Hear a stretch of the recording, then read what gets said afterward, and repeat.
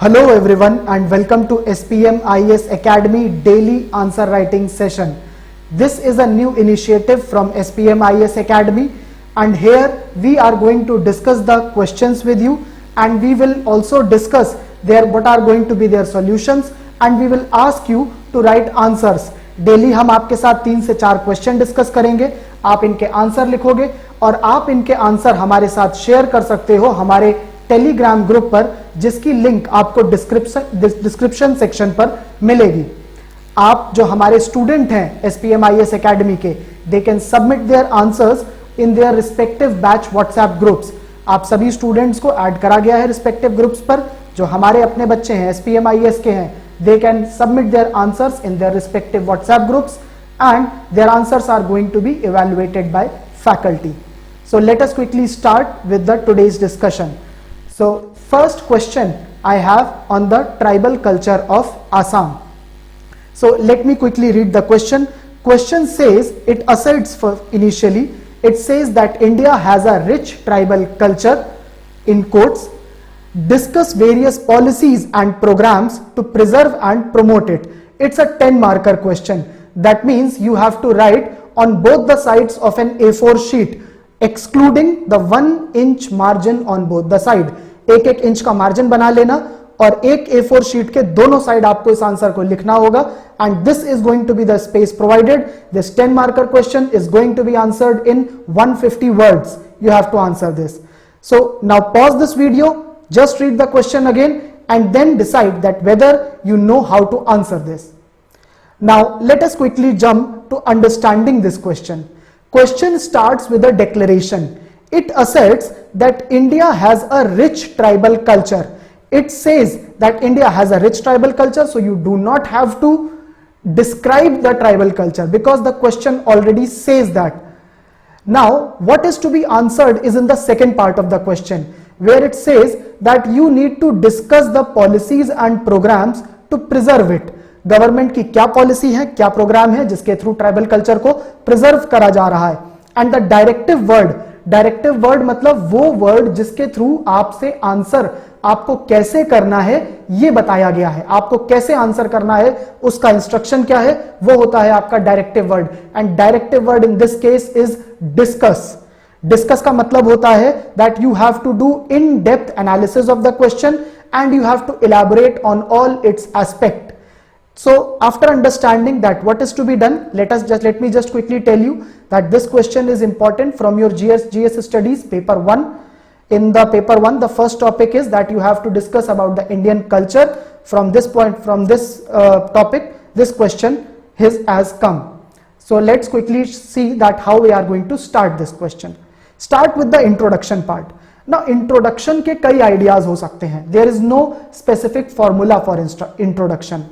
One idea can be that give some fact which elaborates that how rich is India's tribal culture. That way आप examiner की attention पकड़ लोगे. Examiner को लगेगा अच्छा इसने कोई नई बात बताई है, so I have to read his answer thoroughly. एक बात समझिए, सारे के सारे candidates are going to start with by this statement, India has a rich tribal culture, India has tribals in the northeast, India has the Adivasis or the tribes our original inhabitants of the land. ये सब बातें हर कोई लिखेगा कि India का tribe बहुत है, India में डाइवर्सिटी है, बट कोई एक ऐसी बात लिखिए जो जनरली सब लोग नहीं लिखेंगे. That can be a fact like India has these many number of tribes और India has these many number of folk dances. So that लगना चाहिए कि ट्राइबल कल्चर के बारे में आपको बहुत डेप्थ में पता है. You can start with the fact. The second type of introduction can be that what is the need of the preservation or promotion of the tribal culture. There can be, so question is saying that what are the programs for this tribal culture. Now you can start your introduction with that, what is the problem which the tribals are facing that they are not able to preserve their culture.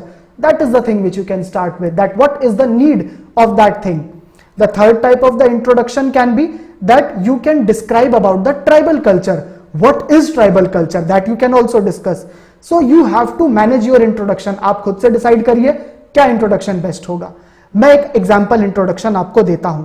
I have written that though tribes which are also called as Adivasis in India constitute roughly 8% of Indian population, but their culture, which includes tribal language, folk dance, folk art, festivals, is seeing a gradual decline in recent times. This means I have described what is tribal culture, मैंने describe कर दिया, tribal language होती है, folk dance होता है, folk art होता है, all this is tribal culture, as well as I have also mentioned what is the problem in the tribal culture, so that we need to preserve and promote it. The problem is that this tribal culture is declining. So I have in the introduction itself मैंने बता दिया कि मैं किस बारे में बात करने वाला हूं in the body part of the answer. जो मेन पार्ट है वहां पर मैं किस बारे में बात करने वाला हूं, इंट्रोडक्शन के थ्रू ही उस पॉइंट पर चले गए हैं. सो बॉडी पार्ट में मैं डायरेक्टली जंप करता हूं क्वेश्चन का जो पूछा गया है, and that is that I need to discuss the policies and the programs which are required to preserve and promote the culture. So यहां पर देखिए मैंने डायरेक्टली स्टार्ट करा that there are government policies like Aadi Mahotsav एक policy है, scheme for the protection and preservation of endangered languages in India. Aadi Mahotsav 24 नवंबर में discuss हुई थी. It's a ministry of home affairs policy where they want to promote the tribal culture. Similarly, ministry for the scheme for the protection and preservation of endangered languages, that is meant for the protection of the tribal languages, which is part of the tribal culture, that you can discuss. Similarly, Vandhan Yojana जो है, PM Vandhan Yojana, you can talk about that. Now many of you will say that Vandhan Yojana is an example of the promotion of the tribal livelihood, which is true. Scheme का जो main M है वो तो यही है कि tribal जो livelihood है उसको प्रमोट करना है. बट प्रमोट कैसे करना है? प्रमोट ऐसे करना है कि मार्केटिंग करी जानी है ट्राइबल गुड्स की. And you know tribals sell artefacts, they sell their craft pieces which are made from the minor forest produce. So as a result आप इस स्कीम को भी यहां लिख सकते हो, बट टॉप में मत लिखना, नीचे लिखना, बिकॉज अगर टॉप में लिख दोगे तो एग्जामिनर भी कंफ्यूज हो जाएगा. ये स्कीम को आप लिखो, इससे आपके पॉइंट्स जो है, number of points are going to increase. आप ऐसे लिख सकते हो. So make such relations. Similarly you can write about go tribal campaign also, जो कि ट्राइफेड ने ऑर्गेनाइज करा था और इसके थ्रू फ्लिपकार्ट और अमेजॉन पे ट्राइबल प्रोडक्ट्स बेचे जाते हैं. यू कैन राइट अबाउट गुरु शिष्य परंपरा स्कीम, ये आपका जोनल कल्चरल सेंटर्स ने स्टार्ट करा था और यहां पर जो ट्राइबल आर्ट्स होती हैं उनको प्रमोट करने के लिए इंस्ट्रक्टर्स को रखा जाता है एज वेल एज स्टूडेंट्स होते हैं. तो ये इंस्ट्रक्टर्स जो होते हैं they are teaching the student, that way tribal art is protected. There are other schemes also, Ek Bharat Shreshtha Bharat, Swasth Bharat Swadesh Darshan scheme. You can write about these also. Next चलते हैं. सो यहां पर आपने क्वेश्चन को आंसर कर दिया है. बॉडी पार्ट में अगर आपने इतनी स्कीम्स को डिस्कस करा, एंड रिमेंबर दिस, क्वेश्चन था डिस्कस करने का, that means you need to describe these schemes also to an extent. आप केवल आधा लिख करके, नाम लिख के नहीं छोड़ोगे, you need to describe it also. Describe करने के बाद भी आपको क्वेश्चन में कुछ बातें और लिखनी होंगी, इवन दो पूछी नहीं गई है, but that will make your answer distinct from other answers. इसका सबसे पहली चीज होगी that you need to write about what are the challenges faced in the preservation and the promotion of the tribal culture. That means ऐसा हो क्या रहा है जिसकी वजह से ट्राइबल्स जो है वो अपना कल्चर प्रिजर्व नहीं कर पा रहे हैं, प्रमोट नहीं कर पा रहे हैं. Why are the next generation of the tribals are not able to learn their culture. You need to write about that also. First important thing is the deculturalization. This means that a ethnic group or a tribal group is gradually losing its culture. अपने आप से ही उनका culture जाने लगता है because they are under the impact of other tribes or other majority groups, जिसका culture super impose हो जाता है उन पर, वो अपना कल्चर भूलने लगते हैं. Similarly, there can be inferiority complex. You can write about westernization of festivals. This means कि अपना जो फेस्टिवल सेलिब्रेट करने का रिचुअल है, जो अपने तरीके हैं, उनको छोड़ करके जो वेस्टर्न तरीके हैं उनको अडॉप्ट करना. लाइक वेस्टर्न तरीकों में क्या होता है, गिफ्ट्स एक्सचेंज होते हैं, हैप्पी फेस्टिवल और मेरी और ये सब लिख के मैसेजेस दिए जाते हैं. तो ये सब वेस्टर्न प्रैक्टिसेस ले ली, बट अपने जो रिचुअल्स होते हैं फेस्टिवल्स के उनको आपने छोड़ दिया. That is example of westernisation of festivals. So if you write about these points this point, even though this is not part of the main answer, that will definitely make sure your answer an interesting read. Examiner को अच्छा लगेगा आपका answer पढ़ने में. ऐसा नहीं है कि अगर पहले वाले पॉइंट नहीं लिखोगे, यही पॉइंट लिख दोगे तो मार्क्स मिलेंगे. That is not going to happen. So पहले वाले पॉइंट तो लिखने ही है, ये एक्स्ट्रा लिखोगे तो ज्यादा नंबर मिल जाएंगे. सो ये इंपॉर्टेंट है, याद रखना. So now towards the end of the answer you should write about what is the way ahead of this answer. Give some innovative solutions like you can write about that schools के extra curricular activities जो होती हैं उनमें हमें include करना चाहिए folk dances को, folk art को. We should do that, especially the schools which are in the cities, जो English convents होते हैं वहां पर भी include करना चाहिए as part of extra curricular activity. Similarly you can say that folk art या फोक जो कल्चर होता है, ट्राइबल कल्चर होता है, that can be made part of the ecotourism. In fact government of India का, अगर आपने भारत दर्शन स्कीम जो है उसका पार्ट है ट्राइबल सर्किट, वहां पर ट्राइबल सर्किट बनाया गया है where they are focusing on this part only, कि ट्राइब्स के जो कल्चर होता है that should be made part of the tourism. So you can definitely mention about these things also. Next, conclude your answer by saying that what is the importance of the tribal culture. यहां पर कोई एक ऐसा point लिखो जो कि हमारे basic constitutional value या बिल्कुल बेसिक बात से जुड़ी हो. जैसे मैंने यहां पर लिख दिया है दैट अगर कंट्री की डाइवर्सिटी को प्रोटेक्ट करना है then we must promote and preserve the tribal culture. Unity in diversity की बात तभी सही होती है. नेक्स्ट क्वेश्चन पर चलते हैं. Next question says that what do you mean by fiscal decentralisation, how it has become important in times of कोविड-19 and elaborate on the role of the 15th Finance Commission in fiscal decentralization. This question is of 15 marks. That means you have to write for 250 words approximately. आपको लिखना पड़ेगा एक A4 sheets के both the side plus एक third side भी, मतलब 3 pages लिखने आपको, which will come in 1 full A4 sheet and 1 half A4 sheets that you have to spend. So देखो ये कोई वर्ड कोई नापता नहीं है, nobody measures it, but UPSC paper में जितनी स्पेस होती है, जितने नंबर ऑफ वर्ड्स के लिए, I am telling on the basis of that. You should also adhere to that guidelines only जब भी आपको मार्क्स दिए हो.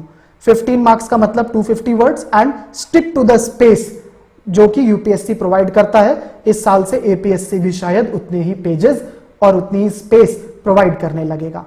सो this question is of paper 3, GS paper 2 में और ओवरऑल पेपर 3 में आता है. And this deals with the devolution of the power and finances up to the local levels.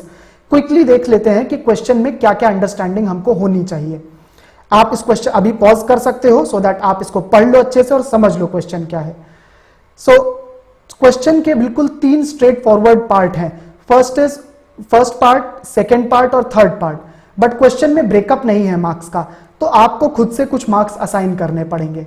15 marks को ब्रेक डाउन कर लो, 5-5-5 में भी कर सकते हो. But you can see that all 3 question जो पार्ट्स हैं क्वेश्चन के, they are not equal. Last के जो दोनों पार्ट हैं, first part relatively it's easier to answer, but बाद के दोनों पार्ट आर बिट टफर. तो इतना इजी नहीं है उसको 5-5-5 में करना. What I suggest is that break it into 3 + 6 + 6. वैसे कर लो, बेटर वे होगा आंसर करने का. तो फर्स्ट क्वेश्चन को 3 मार्क्स की तरीके से ही आंसर करना है. सो पहले से बिल्कुल स्टार्ट करना है. यहां पर जो क्वेश्चन ने पूछा है वैसे ही करना है. Directive word in the third part of the question is elaborate. जब भी कभी elaborate पूछा जाएगा, you need to provide the details, you need to give the evidences and examples in support of your statement. जो भी बात बोलो उसके सपोर्ट में एग्जाम्पल और एविडेंस जरूर दो, तभी किसी चीज को आप प्रॉपरली elaborate कर पाते हो. So coming to the next part, that how you have to start with the introduction. In the introduction part, there is no requirement of a formal introduction in this answer because the question's first part is straightforward. जो बात पूछी गई है बस वही answer करना है. Question पूछता है what do you mean by fiscal decentralization? Try to give a precise definition of fiscal decentralization. बिल्कुल इधर उधर मत भागो, प्रिसाइज डेफिनेशन दो.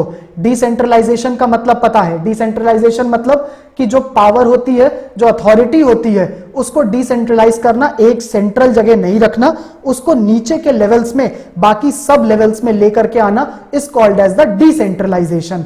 फिस्कल डिसेंट्रलाइजेशन मतलब जो मॉनेटरी अथॉरिटी होती है, आई एम सॉरी मॉनेटरी नहीं, फिस्कल अथॉरिटी जो होती है, जो टैक्सेशन की पावर्स होती हैं, उनको नीचे के लेवल्स में लाना। दैट मींस यूनियन लेवल पर नहीं रखना, स्टेट लेवल पर लाना, म्युनिसिपल के लेवल पर लाना। All these constitutes the fiscal decentralisation part. यहां पर मैंने उसकी देखिए डेफिनेशन एक दे रखी है, फिस्कल डिसेंट्रलाइजेशन क्या होता है।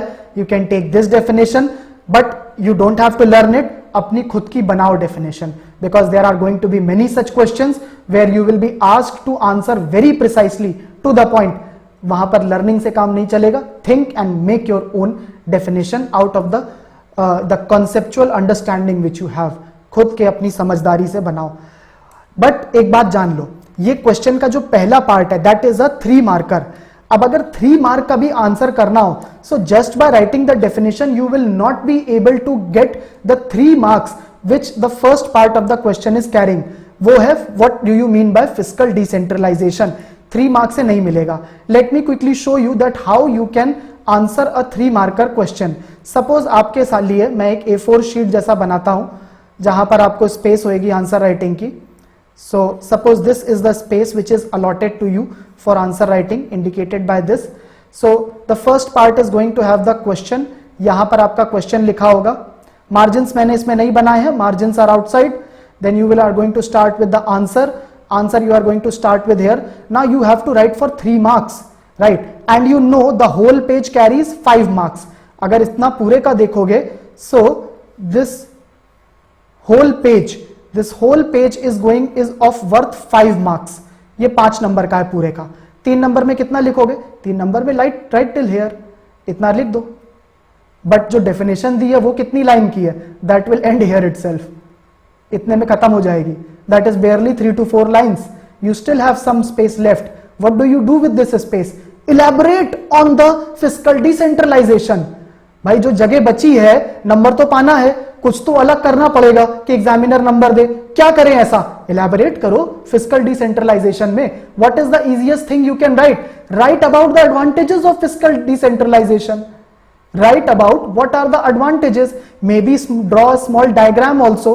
Maybe draw a small diagram with a pentagon in between and just mention what are the 5 advantages of fiscal decentralization. क्या एडवांटेजेस होते हैं? रिस्पॉन्सिवनेस आती है, अकाउंटेबिलिटी आ जाती है, पीपल पार्टिसिपेशन होता है and so on so fourth. Use your understanding, answer that कि what are the advantages of fiscal decentralization. That way you will be able to complete the space which is provided and your answer will be distinct from other people's answer. आगे चलते हैं। Introduction के बाद come to the body part of the answer. Body में आपको second part का answer करना है which is how it has become important in the times of COVID-19. COVID-19 की सिचुएशन में क्यों फिस्कल डिसेंट्रलाइजेशन इंपॉर्टेंट हो गया है? बात को समझिए। फिस्कल डिसेंट्रलाइजेशन में स्टेट्स को पावर दी जानी है कि वो अपनी टैक्सेशन को कंट्रोल कर सके। आपको पता है health is a state subject, so anyways state के expenses in COVID are going to be higher because they have to spend money, but उनके पास टैक्सेशन की उतनी पावर नहीं है। So write about those things which have reduced their powers, as well as write also about those things जिनकी वजह से उनके expenses बढ़ गए हैं in COVID. So देखो पहले मैंने वो वाली बातें लिख दी आपको कि जिसकी वजह से उनके expenses बढ़ गए हैं। पहला पॉइंट मैंने लिख दिया कि उनकी रेवेन्यू रिसीट्स जो हैं वो कम हो गई हैं। अंडरस्टैंडेबल है, बिजनेसेस बंद हो गए हैं, लॉकडाउन हो चुका है, तो स्टेट्स के पास टैक्सेशन आ नहीं रहा है, टैक्स का पैसा नहीं आ रहा है। सेकंड है हेल्थ में उनकी स्पेंडिंग बढ़ गई है, पीपीई किट लेनी है, मास्क लेना है, डॉक्टर्स पर स्पेंडिंग है, क्वारंटीन है, आइसोलेशन है, lot of things, spending from the state government has increased. Third है उनके जो एक्सपेंसेस थे in terms of salaries and everything they are as it is, वो कम नहीं हुए हैं। So states have reduced source of earning, earning के सोर्सेज जो थे वो कम हो गए हैं, बट पैसा जो खर्चा होना होता है वो उतने का उतना ही रहा और बढ़ भी गया। This is the main reason that is why financial or fiscal decentralization is important in the times of COVID-19. But there are other problems also. देखो भाई और प्रॉब्लम्स क्या है। स्टेट डिजास्टर रिलीफ फंड बनाया गया था नेशनल डिजास्टर एक्ट में। State disaster relief fund जो है उसमें इतना कम पैसा है that it is not enough, it is inadequate to manage the expenses for the COVID. वो बहुत कम पैसा है। 14th फाइनेंस कमीशन ने रिकमेंड भी करा था, but still that money is very less. Similarly GST का इंप्लीमेंटेशन हुआ है, उसकी वजह से स्टेट्स के पास अपने खुद के रेवेन्यू सोर्सेज नहीं रह गए हैं, टैक्सेशन पावर्स रिड्यूस हो चुकी हैं। एफआरबीएम लिमिट्स हैं स्टेट फिस्कल डेफिसिट पर, यह आपने पढ़ा होगा, आपको पहले भी बताया गया था न्यूज़पेपर एनालिसिस में, वहां पर भी बोला गया था कि एफआरबीएम ने 3% स्टेट फिस्कल डेफिसिट का टारगेट सेट कर रखा है। सो स्टेट्स के ऊपर लिमिट सारी लगी हैं, कोविड की वजह से खर्चे ज्यादा हो गए हैं, कमाई कम हो गई है। This is the major reason, that is why fiscal decentralisation is required in the time of COVID-19. Let us quickly come to the third part of the question. Question's third part says that how can the 15th Finance Commission play a role in fiscal decentralization, and you need to elaborate it. Elaborate it करने का मतलब है that you need to provide evidences in support of this. Quickly look at what is the 15th Finance Commission. पहली बात तो देखिए, Article 280 of the Constitution clearly mandates that it is going to be on the basis of recommendation of Finance Commission that the devolution of taxes shall take place. तो अगर finance commission चाहता है 15 finance commission, it can easily cause the fiscal decentralisation, आराम से वो ज्यादा share states को transfer कर सकता है। सेकेंडली, फाइनेंस कमीशन को ही रिस्पॉन्सिबिलिटी दी गई है अंडर आर्टिकल 280 दैट म्यूनिसिपल जो होते हैं म्यूनिसिपैलिटीज और पंचायत, उसके रिसोर्सेज को कैसे बढ़ाना है, उनके ज्यादा पैसा उन्हें मिलना चाहिए। That can also happen via finance commission only. ये तो कॉन्स्टिट्यूशनल पार्ट है। Let us look at the current event जो अभी न्यूज में पढ़ा। देखिए, आपको 27 जून 2020 का और 25 अप्रैल 2020 का न्यूज़पेपर देखेंगे तो आपको पता चलेगा N K Singh, who is the head of the finance commission, he has already suggested that escape clause under the FRBM can also be used for the state governments. वो एस्केप क्लॉज उनके लिए भी हो where they can escape from the limitations imposed on the fiscal deficit under FRBM. Similarly, debt to GDP ratio जो होता है, जो कि 15 फाइनेंस कमीशन ने पहले रिकमेंड करा था that it should be 20% for the state government, can now be allowed to raise, and this is again under the recommendation of NK Singh. So ये सब चीजें हैं जिसका जहां पर आप बोल सकते हो that there is definitely a role of finance commission. आप इसके एग्जांपल्स दो, आप बताओ किस तरह से 14th फाइनेंस कमीशन ने 32% से 42% डेवोल्यूशन करा था। आप बताओ कैसे 14th फाइनेंस कमीशन ने ही स्टेट डिजास्टर रिलीफ फंड में कैसे फंड देना है इसके बारे में करा था। सो यू कैन गिव एग्जांपल्स कैसे फाइनेंस कमीशन ने in the past also they have dealt with such situations. तो इस तरह से आप अपनी बात को इलैबोरेट कर पाओगे। In this type of a question, you cannot give way ahead because questions is very straight to the point question है। क्विकली देखते हैं कंक्लूजन कैसे कर सकते हैं। कंक्लूड करने के लिए आप इसको बता सकते हो कोविड-19 कितना सीरियस है, ये एक ऐसा पैंडेमिक है जो पहले कभी नहीं हुआ है। एज अ रिजल्ट यहां पर कुछ innovative measures, out of the box thinking is required. Earlier I thought of giving another question, alternative question to this question, and that is mentioned below. Now you can read this question. This question is bit tougher in language compared to the question which I have given. That is a very simple question जहां पर 3 part पर break down कर लिया गया है। You can attempt this question also. The answer to both the questions is same. Let us come to the third question of the day. So third question is that explain why is Assam vulnerable to the floods. Suggest way to mitigate the flood disaster in Assam. Again a 10 marker question, again 150 words, you have to answer this question. Question is from the paper 5 where there is an exclusive paper on the Assam के ऊपर जो अलग से paper है उसका ये question है, and there is one topic that we have to talk about the disaster management with the relevant emphasis on the state of Assam. वहां के है। क्विकली देखते हैं क्वेश्चन में करना क्या है। सबसे पहले क्वेश्चन इस बारे पहले ही डिक्लेयर कर देता है that Assam is vulnerable to flood and it is asking you to explain. जब भी क्वेश्चन में डायरेक्टिव वर्ड एक्सप्लेन लग जाता है, जब भी ये डायरेक्टिव वर्ड लगे, इसका सिंपल मतलब होता है that you have to explain like layman, बिल्कुल एक आम आदमी को समझ में आ जाए ऐसी बात आपको करनी है। इस तरह से आपको क्लैरिफाई करना है उस टॉपिक को। तो क्विकली सबसे पहले आप बॉडी में करोगे कि आप सबसे पहले आप इंट्रोडक्शन करेंगे। इंट्रोडक्शन में आप बता दीजिए कि फ्लड्स की प्रॉब्लम क्या है, अगर कुछ छोटा मोटा डेटा हो आपके पास में कि आसाम का इतना % एरिया फ्लड से ऑलरेडी डिवेस्टेटेड हो गया या हर साल इतने % लैंड खराब हो जाती है, आप कुछ ऐसा डेटा दे सकते हो। आप कुछ अभी रिसेंटली पता चला था कि काजीरंगा नेशनल पार्क में लास्ट ईयर फ्लड आने पर जो राइनोसरस होते थे, they had to escape from that land. You can write about that. You can also write about that how many animals are dead every year due to the floods और how many peoples get killed every year, average number, and use anything like that. Give a good introduction where you are saying something which will attract the attention, which will say that yes, this person knows about the floods, and in the next paragraph he is going to discuss very well that why is the Assam vulnerable to flood. So next line आ जाते हैं body पर। Body में आप सबसे पहले लिखोगे कि क्या रीजन है। So देखिए दो टाइप के हो सकते हैं, one can be natural reason, other can be human reasons. Natural reasons में आप सबसे पहले बताएं कि क्या ज्योग्राफिकल रीजंस हैं। आप 5 जुलाई का न्यूज़पेपर रेफर कर सकते हैं, 10 जनवरी का। In both the cases Satyajit sir have extensively dealt with that what are the reasons for the floods in Assam. कुछ ह्यूमन रीजंस भी होते हैं। ह्यूमन रीजंस में आपका डिफॉरेस्टेशन हो सकता है, फ्लड प्लेन्स में लोग जाके रहने लगते हैं, specially migrants, they occupy the flood plains because वहां पर कोई कंट्रोल नहीं होता है। You can also write about the role of the Chinese government, often in the cases of transboundary rivers like Brahmaputra, Chinese government has been known to release water without giving prior warning. Similarly, river embankment का क्या role होता है, you can write about that also. All these are human reasons. Once you have extensively explained that why is Assam vulnerable to flood, quickly go on to answer the second part of the question, and that is ways to mitigate the flood disaster in Assam. तो देखो पहला क्या होगा mitigation of disaster में। एक बात जान लो, जब भी मिटिगेशन लिखो तो मिटिगेशन जो है वो एडेप्टेशन से अलग होता है, बट मिटिगेशन के साथ एडेप्टेशन लिखो जरूर। ऐसा मत करो एडेप्टेशन मत लिखो।